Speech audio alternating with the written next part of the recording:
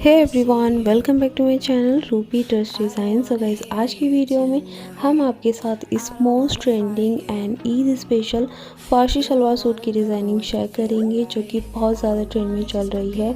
Even guys, मेरा Insta account DM से भरा पड़ा है फारसी सलवार सूट की डिज़ाइनिंग वीडियोस के लिए, जो आपकी इतनी सारी रिक्वेस्ट आ रही हैं।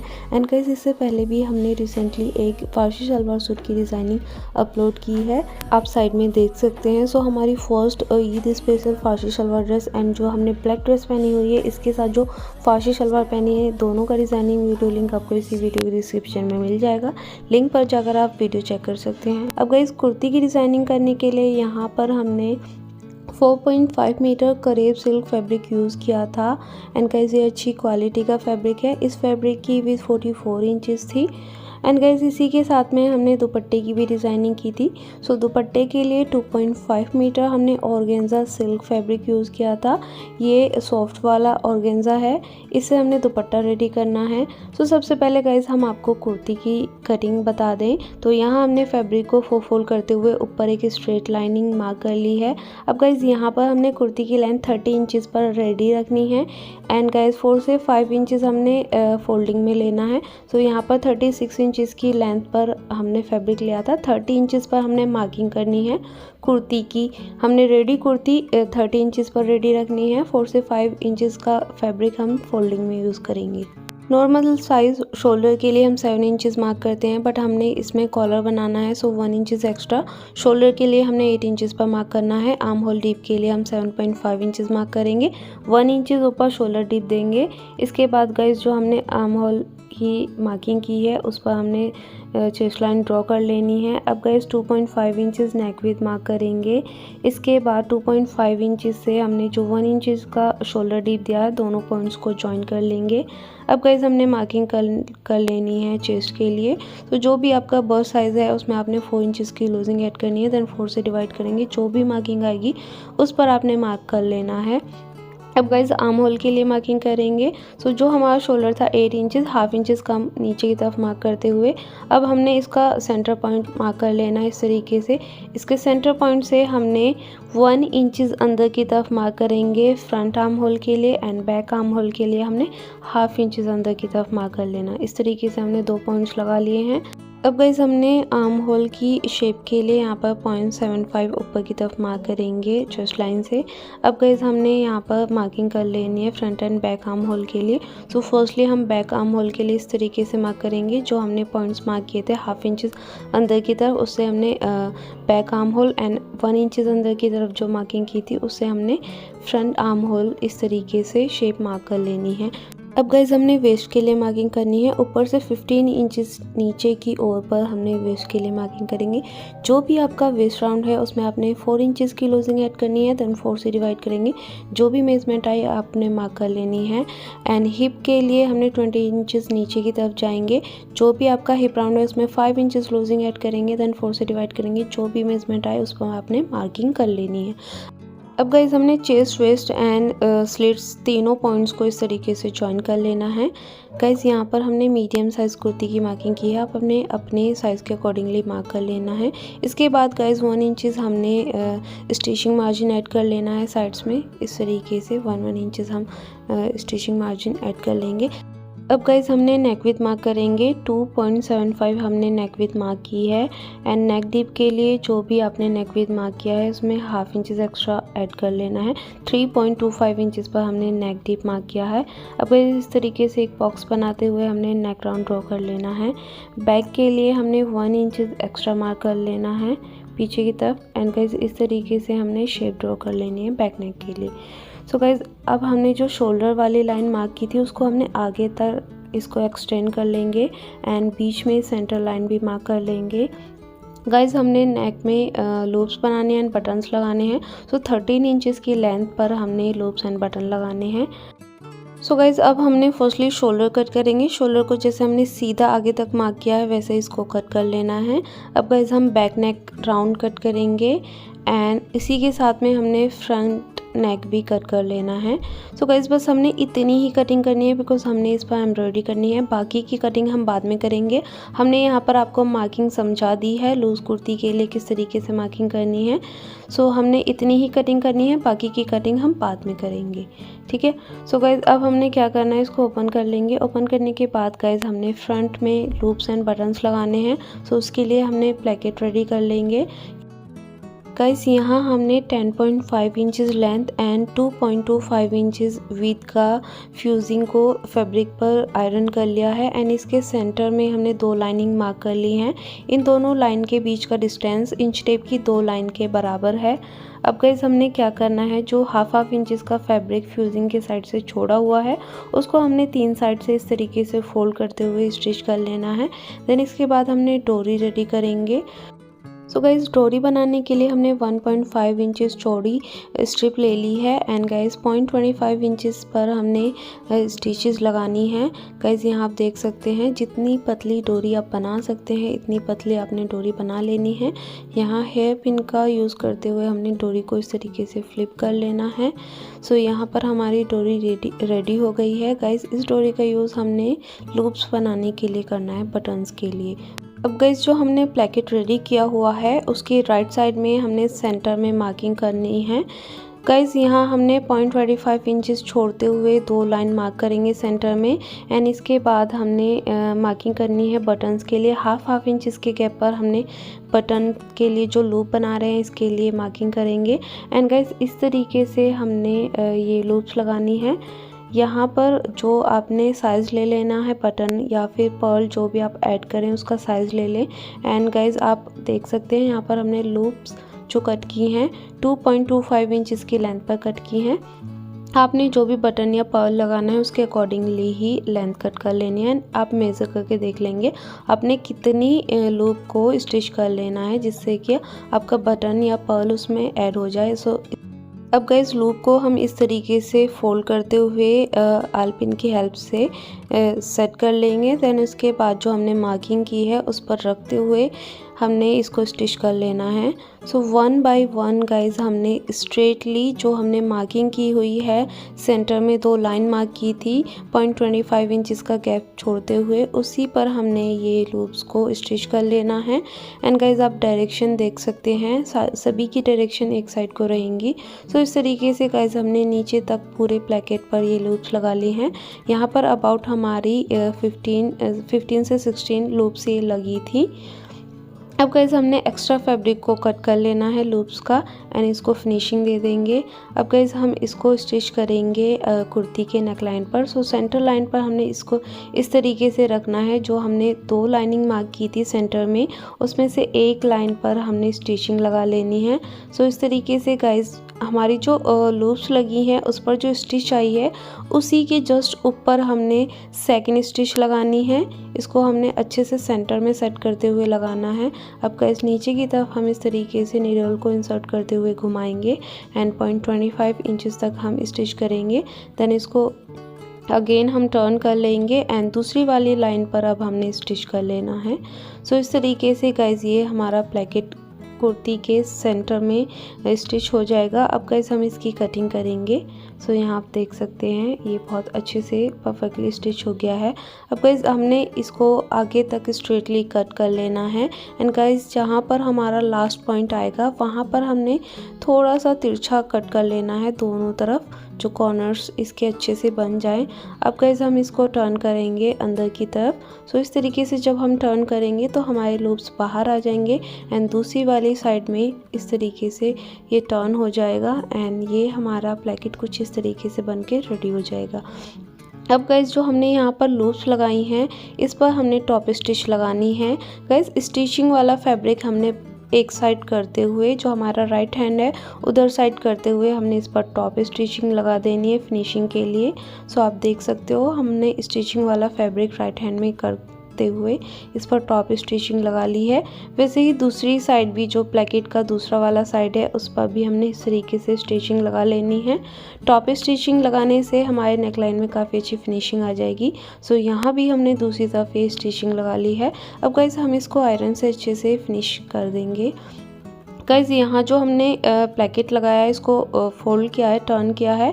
इसके नीचे आप चाहो तो हैंड स्टिच कर सकते हैं, या फिर अगर आपके पास रिवील टेप है तो आप इसका यूज़ करते हुए इसको यहाँ से कंप्लीट कर सकते हैं।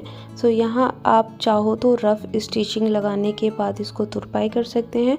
अगर आपके पास ये टेप है तो इस तरीके से दोनों साइड में हमने टेप लगा देनी है, देन इसको आयरन कर लेंगे। सो यहाँ पर हमारा फैब्रिक ये अच्छे से फिक्स हो जाएगा, हमें तुरपाई करने की भी ज़रूरत नहीं पड़ेगी। सो गाइज़ यहाँ हमने इसको अच्छे से आयरन करते हुए सेट कर लिया है। अब हमने इसमें स्ट्रिप्स लगानी है। स्ट्रिप्स की विड्थ 1.25 इंचेस चौड़ी हमने ली है। अब गाइज़ यहाँ 6 इंचेस लेंथ तक हम इसको ओपन रखेंगे। आप 6 से 7 या 7.5 इंचेस भी रख सकते हैं। गाइज़ यहाँ पर हमने इसको ओपन रखना है, उसके बाद हमने नीचे की तरफ ये स्ट्रिप लगानी है। सो यहाँ 6 या 7 इंचेस लेंथ तक आपने ओपन रखना है। उसके बाद हमने स्ट्रिप को नीचे की तरफ रखेंगे, देन इसके बाद ऊपर से हमने टॉप स्टिचिंग लगा देनी है इस तरीके से।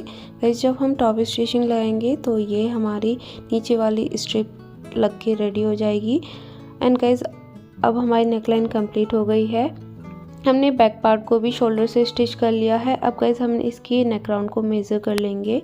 सो इस तरीके से यहाँ हमने नेक को अच्छे से मिलाना है एंड सेंटर में एक आलपिन की हेल्प से इसको रोक लेंगे। इसके बाद गाइस हमने इसका नेक राउंड मेज़र करना है। सो हाफ इंचेस के करीब छोड़ते हुए हमने नेक राउंड मेज़र कर लिया है। अब हमने इसी के अकॉर्डिंगली कॉलर के लिए मार्किंग कर लेनी है। यहाँ हमने पेपर पर इसकी मार्किंग दिखाई है। सो पेपर को डबल फोल्ड कर लेना है। डबल फोल्ड करने के बाद फोल्डिंग वाली साइड से हमने इस तरीके से नेक राउंड की लेंथ मेज़र करनी है। जितना भी आपकी नेक राउंड लेंथ आई है उसको मार्क कर लेना है। अब गाइस फोल्डिंग साइड से 2.5 इंचेस मार्क करेंगे एंड स्ट्रेट लाइन से 2.5 इंचेस ऊपर की तरफ मार्क करेंगे। सो यहाँ पर अब दोनों पॉइंट्स को हम ज्वाइन कर लेंगे। यहाँ हमने 90 डिग्री पर ये 2.5 इंचेस ऊपर की तरफ मार्क किया। अब हमने 1 इंचेस ऊपर की तरफ मार्क कर लेना है, या ये भी हमने 90 डिग्री पर करना है। गाइस फोल्डिंग वाली साइड से हमने नीचे की तरफ 0.25 इंचेस मार्क करते हुए नेक राउंड की इस तरीके से कर्व दे देनी है। अब गाइस ये वाली लाइन का हमने सेंटर पॉइंट ले लेना है। सेंटर पॉइंट से हमने 0.25 नीचे की तरफ मार्क कर लेना है।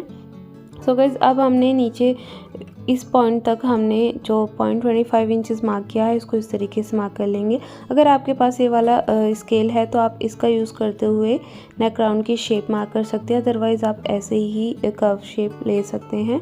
सो यहाँ पर हमारा नेक राउंड मार्क हो गया है।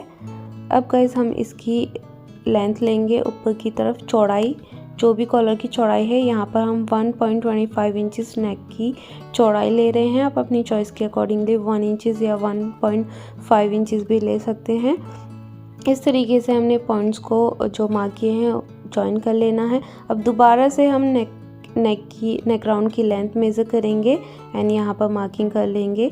गाइस 90 डिग्री के एंगल पर हमने इस पॉइंट को आगे स्ट्रेट कर लेना है। सो यहाँ पर आप कर्व दे सकते हैं। अगर आप कॉलर में आप शेप देना चाहते हैं तो इस तरीके से शेप भी दे सकते हैं। सो अब हमने इसकी कटिंग कर लेनी है। सो यहाँ हमने पेपर पर आपको इसकी कटिंग बताई है। एज इट इज़ कटिंग हमने फ्यूजिंग फैब्रिक पर कर लेनी है। सो ये हमारा नेक राउंड कट हो गया है। अब गाइस हमने इसको फैब्रिक पर रखेंगे। फैब्रिक की जो भी रॉन्ग वाली साइड है वहाँ पर हमने इसको रखना है। एंड गाइस पहले फैब्रिक को अच्छे से आयरन कर लेंगे। इसके बाद हमने जो फ्यूजिंग वाली साइड है उधर साइड से हमने फैब्रिक पर इसको रखते हुए आयरन से सेट कर लेंगे। सो इस तरीके से गाइस हम इसको सेट करेंगे, देन इसकी कटिंग कर लेंगे। सो यहाँ पर हमने इसको सेट कर लिया है। अब गाइस हम इसकी कटिंग कर लेंगे। हमने नीचे हाफ इंच के करीब फैब्रिक छोड़ते हुए इसको कट कर लिया है, जिसको हम ग्लू की हेल्प से इस तरीके से फोल्ड कर लेंगे। अगर आपके पास ग्लू नहीं है तो आप स्टिचेस लगाते हुए इसको इस तरीके से 1 टाइम फोल्ड कर लेंगे फिनिशिंग के साथ। गाइस यहाँ पर ध्यान रहे आपने बहुत फिनिशिंग के साथ इसको फोल्ड करना है। अब गाइस हमने एक और फैब्रिक पर इसको रखना है, देन जो हमारी नेक राउंड की शेप है इस पर एज इट इज़ स्टिचिंग लगा देनी है। सो अब गाइस हमने कॉलर को ऊपर की तरफ से स्टिच कर लेना है। यहाँ पर हमने जो फ्यूजिंग पेपर है उसके साइड में ही इसको स्टिच कर लेना है, ज़्यादा बाहर की तरफ हमने स्टिचिंग नहीं लेनी है। सो 1 टाइम इसको स्टिच कर लिया है। अब कैसे हमने इसकी कटिंग कर लेनी है। सो यहाँ हमने ऊपर की साइड से एक्स्ट्रा फैब्रिक कट कर लिया है। सो यहाँ हमने 0.25 इंचेस के करीब फैब्रिक छोड़ते हुए इसको कट कर लेंगे। छोटे छोटे कट्स लगा देंगे जिससे कि हमारे कॉलर की शेप अच्छी आ जाए। अब गाइस इसको टर्न कर लेंगे। सो इस तरीके से गाइस टर्न करने के बाद हमने इस पर एक टॉप स्टिचिंग लगानी है। गाइस स्टिचिंग वाला फैब्रिक हमारे लेफ्ट हैंड की तरफ रहेगा एंड गाइस इस तरीके से हम टॉप स्टिचिंग लगाएंगे जिससे कि हमारे नेक राउंड में अच्छी फिनिशिंग आ जाए। सो जहाँ तक पॉसिबल है आपने वहाँ तक इस पर टॉप स्टिचिंग लगा देनी है। अब गाइस इसको सेट कर लेंगे अच्छे से। सो इस तरीके से गाइस आप इसको आयरन भी कर सकते हैं एंड इस तरीके से आप इसको सेट कर लेंगे। अब गाइस हमने जो नीचे वाला फैब्रिक है इस पर आपने स्टिचिंग लगानी है। सो जो आपकी कॉलर की शेप आई है उसके अकॉर्डिंगली आपने इस पर स्टिचिंग लगानी है। इससे हमारा फैब्रिक ज़्यादा बायस नहीं होगा। गाइज एक्चुअल में क्या होता है, जब हम कॉलर को फाइनल स्टिच करते हैं कुर्ती के नेक राउंड पर तो हमारी कॉलर की लेंथ बढ़ जाती है जस्ट बिकॉज वो हमारा फैब्रिक जो होता है कॉलर का फैब्रिक वो बायस हो जाता है एंड उसमें थोड़ा सा स्ट्रेच आ जाता है जिसकी वजह से उसकी लेंथ बढ़ जाती है। तो इस तरीके से अगर आप पहले ही स्टिचिंग लगाएंगे तो हमारे कॉलर की लेंथ बढ़ेगी नहीं बिकॉज हमने उसमें स्टिचिंग लगा दी है, फैब्रिक बायस नहीं होगा। सो यहाँ हमने कॉलर को कुर्ती की रॉन्ग वाली साइड में स्टिच कर दिया है। अब गाइज हमने क्या करना है, जो स्टिचिंग वाला फैब्रिक है उसको अंदर की तरफ इंसर्ट करते हुए हमने इस पर टॉप स्टिचिंग लगा देनी है। सो नेक के दोनों साइड में हमने इसको स्टिच कर लेना है फिनिशिंग के लिए। सो इस तरीके से गाइज हमने दोनों साइड से इसको स्टिच करते हुए लाएंगे। वन साइड से स्टिच करेंगे एंड जहाँ पर इसका सेंटर रहेगा वहाँ छोड़ देंगे। इसके बाद गाइस दूसरी साइड से हमने फैब्रिक को इस तरीके से इंसर्ट करना है एंड इसको स्टिच करते हुए लेके आना है। अगर गाइस हमारा कॉलर की लेंथ थोड़ी बहुत कम होती है तो यहाँ पर हम इसको एडजस्ट कर सकते हैं। सो यहाँ पर हमारा ये कॉलर रेडी हो गया है, आप इसकी फिनिशिंग देख सकते हैं गाइस। अब हमने इसमें चाहे तो ऊपर की तरफ टॉप स्टिचिंग लगाते हुए कंप्लीट कर लेंगे। सो यहाँ पर गाइस हमारा नेक राउंड कंप्लीट हो गया है। अब हमने इसका पैटर्न देख लेंगे। पैटर्न की लेंथ हमने 10 इंचेस ली है एंड विद 5 इंचेस। गाइस यहाँ पर हमने एम्ब्रॉयडरी के लिए पैटर्न मार्क कर लिया है। अब गाइस पैटर्न के रॉन्ग वाली साइड में हमने ये मिल्टन से इसको डार्क कर लिया है गाइस जिससे कि हम इसको फैब्रिक पर ट्रेस कर सकें। अब गाइस जहाँ पर हमने अब गाइस कुर्ती की राइट वाली साइड में हमने इस तरीके से पैटर्न को रखना है एंड हाथ से अच्छे से टैप करते हुए इसको ट्रेस कर लेंगे। वैसे ही दूसरी साइड में दोबारा से हम मिल्टन से इसको डार्क करेंगे एंड गाइस दूसरी वाली साइड में रखते हुए हम हाथ से इस तरीके से ट्रेस कर लेंगे। सो यहाँ पर हमारे ये डिज़ाइन ट्रेस हो गया है। अब गाइस हमने यहाँ पर फैब्रिक ग्लू का यूज़ किया है। फैब्रिक ग्लू पर हमने ये राइमी स्टोन चेन लगानी है। ये हमने गोल्डन कलर की ये राइमी स्टोन चेन यूज़ की है जिसमें सिल्वर कलर के स्टोन्स हैं। गाइज ये चेन इजीली टूट जाती है इस तरीके से हाथ से। सो गाइज डिज़ाइन के अकॉर्डिंगली शेप बनाने के लिए जहाँ पर भी आप चेन लगा रहे हैं, फॉर एग्जांपल ये साइड में हमने इसका जो कर्व दिया है, नीचे वाली जो कर्व देंगे इसके अकॉर्डिंगली ही हमने चेन की लेंथ आइडिया लगा लेना है, देन उसको कट कर लेंगे। तो इस तरीके से गाइज हमने 1 बाय 1 पूरे ही पैटर्न पर इस चेन को ग्लू कर लेना है। एंड गाइज ध्यान रहे आप जब इस चेन का वर्क कर रहे हैं तो आपने ध्यान रखना है कि ग्लू एक्स्ट्रा कहीं भी नहीं लगे बिकॉज इस ग्लू का मार्क फैब्रिक पर लग जाता है जो अच्छा नहीं लगता। तो आपने केयरफुली ग्लू को अप्लाई करना है। सो एम्ब्रॉयडरी करने के लिए हम यहाँ पर ये फ्रेम यूज़ कर रहे हैं। एक सर्कल को हमने नीचे फैब्रिक में इंसर्ट करना है, देन सेकंड सर्कल को हम ऊपर की तरफ रखते हुए फैब्रिक को इस तरीके से टाइट कर लेंगे। खींचते हुए हम अच्छे से इसको टाइट कर लेंगे। यहाँ पर आप कोई भी फ्रेम यूज़ कर सकते हैं जो भी आपके पास अवेलेबल है। हमारे पास सभी टाइप के फ्रेम हैं तो कोई भी आपने फ्रेम यूज़ कर लेना है। यहाँ हम फ्रेम को होल्ड करने के लिए स्टैंड यूज़ कर रहे हैं। गाइस इस वर्क को करने के लिए हम यहाँ पर ये कुछ मटेरियल यूज़ कर रहे हैं। फर्स्ट हम ये पीच कलर के क्रिस्टल्स यूज़ करेंगे मीडियम साइज़ के, एंड साथ में ही हमने golden pink and dark green colour के बड़े साइज़ के सीक्वेंस ले लिए हैं। एंड उसी के साथ में यहाँ रेनबो शाइन में हमने फ्लोरल सीक्वेंस भी लिया है। गाइस इसी मटेरियल का यूज़ करते हुए हमने इस एम्ब्रॉयडरी को कंप्लीट करेंगे। सो फर्स्ट हमने क्या करना है, फैब्रिक में नीडल को ऊपर की तरफ इंसर्ट करेंगे, देन हमने एक फ्लोरल सीक्वेंस नीडल में इंसर्ट करेंगे। उसके बाद एक क्रिस्टल बीड्स ले लेना है। अब गाइज हमने क्रिस्टल बीड्स डालने के बाद सीक्वेंस के होल से पास करते हुए नीडल को नीचे की तरफ ले आएंगे एंड यहाँ पर ये हमारा 1 सीक्वेंस एंड क्रिस्टल कंप्लीट हो गया। अब थोड़े से डिस्टेंस से हमने नीडल में एक सीक्वेंस इंसर्ट कर लेना है इस तरीके से। अब हम नीडल को नीचे की तरफ फैब्रिक में निकालेंगे। अब गाइज इस सीक्वेंस के पास से ही हमने नीडल को ऊपर की तरफ फैब्रिक में निकाल लेना है। दोबारा सेम सीक्वेंस लेंगे एंड थ्रेड में इंसर्ट करेंगे एंड फर्स्ट वाले सीक्वेंस के होल से हमने नीडल को नीचे की तरफ पास कर लेना है। अब दोनों सीक्वेंस के होल के बीच से हमने नीडल को ऊपर की तरफ लेंगे, एक सीक्वेंस इंसर्ट करेंगे एंड किसी भी एक सीक्वेंस के होल से हमने नीडल को नीचे की तरफ ले आना है। सो इस तरीके से हमारे 3 सीक्वेंस यहाँ पर लग गए हैं। दोबारा से हम नीडल ऊपर निकाल सकते हैं, ये ऑप्शनल है, नहीं तो गाइस यहाँ पर 3 सीक्वेंस हमारे अच्छे से सेट हो गए हैं। अब गाइस हमने इसी तरीके से थोड़े थोड़े डिस्टेंस से 3 सीक्वेंस लगा लेने हैं एंड फर्स्ट वाले फ्लावर को कंप्लीट कर लेना है। गाइस यहाँ हम आपको दोबारा से बता दें किस तरीके से हमने ये सीक्वेंस लगाने हैं। सो फर्स्ट फैब्रिक से हमने नीडल को ऊपर की तरफ निकालेंगे, एक सीक्वेंस लगाएंगे, देन इसी के जस्ट बराबर में हमने सेकंड सीक्वेंस के लिए नीडल को ऊपर की तरफ निकालेंगे, थ्रेड में सीक्वेंस इंसर्ट करना है एंड फर्स्ट वाले सीक्वेंस होल से ही नीडल को नीचे की तरफ ले आना है। अब दोनों सीक्वेंस के बीच से हमने नीडल को ऊपर की तरफ फैब्रिक में निकालना है। थर्ड सीक्वेंस हम इंसर्ट करेंगे थ्रेड में एंड किसी भी एक सीक्वेंस के होल से हमने नीडल को नीचे की तरफ ले आना है। सो यहाँ पर हमारे 3 सीक्वेंस इंसर्ट हो गए हैं। आप चाहो तो किसी भी एक सीक्वेंस के होल से नीडल को ऊपर की तरफ निकालते हुए दोबारा से सेकंड सीक्वेंस में इस तरीके से इंसर्ट कर सकते हैं। सो यहाँ पर हम इसको कंप्लीट कर लेंगे। गाइस ये प्रोसेस बहुत ईजी है, जैसे भी आपको कंफर्टेबल लगे। आपने जस्ट 3 सीक्वेंस लगाने हैं, यहाँ आप देख सकते हैं। थोड़े थोड़े डिस्टेंस से हमने पूरे फ्लावर को इस तरीके से कंप्लीट कर लेना है एंड उसके बाद गाइस जो हमने बीच वाले फ्लावर में फ्लोरल सीक्वेंस लगाया था उसके ऑल अराउंड में हमने ये 5 स्टोन्स ग्लू कर लिए हैं एंड ऊपर वाले डिज़ाइनिंग में जो पत्ती हैं लीव्स, इसमें भी हमने ये स्टोन्स की एक एक लाइन कर लेनी है इस तरीके से एंड गाइस जो सर्कल्स दिए हैं इनमें भी हमने एक एक स्टोन्स इस तरीके से फिल कर लेंगे। तो गाइस आप अपनी चॉइस के अकॉर्डिंगली इसको इन्हेंस कर सकते हैं, फिल कर सकते हैं। आप चाहो तो सीक्वेंस का वर्क कर सकते हैं, स्टोन का वर्क स्किप कर सकते हैं, बट अगर आप इस तरीके से वर्क करेंगे तो ये बहुत ब्यूटीफुल लगेगा। ऊपर वाले फ्लावर में गाइस यहाँ पर हम आरी नीडल का यूज़ कर रहे हैं। आरी नीडल से वर्क बहुत जल्दी हो जाता है।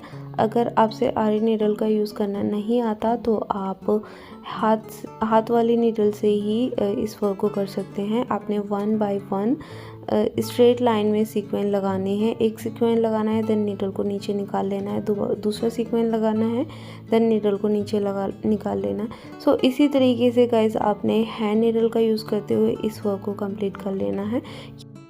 एंड गाइज अगर आपसे एम्ब्रॉयडरी करना नहीं आता या एम्ब्रॉयडरी करना नहीं पसंद, तब भी आपको इस तरीके का पैटर्न बनाना है, एम्ब्रॉयडरी करनी है, तो डू नॉट वरी गाइज। जहाँ पर हमने सीक्वेंस की एम्ब्रॉयडरी की है वहाँ पर आप मल्टी कलर्स के सीक्वेंस लगा सकते हैं। जहाँ हमने 3 सीक्वेंस की एम्ब्रॉयडरी की है वहाँ आप 3 सीक्वेंस ग्लू कर सकते हैं एंड जहाँ सीक्वेंस की लाइन की है वहाँ पर आप स्टोन्स ग्लू कर सकते हैं। सो जैसे कि हम यहाँ दुपट्टे में कर रहे हैं, आप देख सकते हैं यहाँ 3 डॉट्स पर हमने ये स्टोन्स ग्लू किए हैं। अगर आप सीक्वेंस का यूज़ ना करके कुर्ती पर स्टोन्स लगाते हैं तो सेम ही लुक आएगा, इवन और भी ज़्यादा अच्छा आएगा, बिकॉज स्टोन्स में काफ़ी ज़्यादा शाइनिंग होती है एज़ कम्पेयर टू सीक्वेंस। सो यहाँ हमने दुपट्टे पर 3 डॉट्स में ये स्टोन्स लगा लिए हैं। दुपट्टे के ऑल अराउंड में यहाँ हम ये 7 मीटर लेस यूज़ कर रहे हैं एंड गाइस 1 स्टिचिंग लगाने के बाद हमने लेस पर सेकंड स्टिच लगाई है जिससे कि दुपट्टे पर ही अच्छे से सेट हो जाए। सो फाइनली गाइस यहाँ पर हमने इस कुर्ती को रेडी कर लिया है। दोनों ही पैचेस को एम्ब्रॉयडरी करने के बाद जिस तरीके से नॉर्मल कुर्ती स्टिच करते हैं, हमने काफ़ी वीडियोस में बताया, वैसे ही हमने आगे की कुर्ती वैसे ही नॉर्मल स्टिच कर लेनी है। इसके फ्रंट में जो हमने लूप्स बनाई थी उसी के लिए हमने इसमें पर्ल्स लगा दिए बड़े साइज़ के। ये हमारी कुर्ती रेडी हो गई है। इस कुर्ती की रेडी लेंथ हमने 30 इंचेस रखी है। सो इसी के साथ में हमने ये बहुत ब्यूटीफुल से फारसी शलवार रेडी की है। एंड गाइज इस फारसी शलवार की पूरी डिज़ाइनिंग वीडियो हमने ऑलरेडी अपने चैनल पर अपलोड कर दी है। इस फारसी शलवार की डिज़ाइनिंग वीडियो लिंक आपको इसी ही वीडियो के डिस्क्रिप्शन में मिल जाएगा। इसके बॉटम में हमने ये 3 स्टोन्स की डॉट्स लगाते हुए इसको इन्हेंस किया है इसके बॉटम को। So guys this is the final look of this dress. इसी के साथ में हमने दुपट्टा भी रेडी किया है। दुपट्टे पर भी हमने सेम थोड़ी डिस्टेंस से 3 स्टोन्स ग्लू किए हैं। दुपट्टे के ऑल अराउंड में हमने 7 मीटर मैचिंग की गोल्डन लेस का यूज़ किया है। गाइज़ यहाँ पर हमने इस ड्रेस को बहुत इजी वे में आपके साथ एक्सप्लेन करने की कोशिश की है। एंड गाइज़ डिज़ाइनिंग को डिटेल में एक्सप्लेन करने की वजह से वीडियो थोड़ा लंबी भी हो गई है। इंशाल्लाह से गाइज़ आपको ये ड्रेस बहुत अच्छे से समझ आई होगी एंड आप इंशाल्लाह ईद के लिए इस तरीके का पैटर्न ज़रूर बनाएंगे। ऑफ कोर्स बनाएंगे गाइज़, मुझे इतने सारे कमेंट्स आ रहे थे इस तरीके की ड्रेस के लिए। So best of luck and bye bye.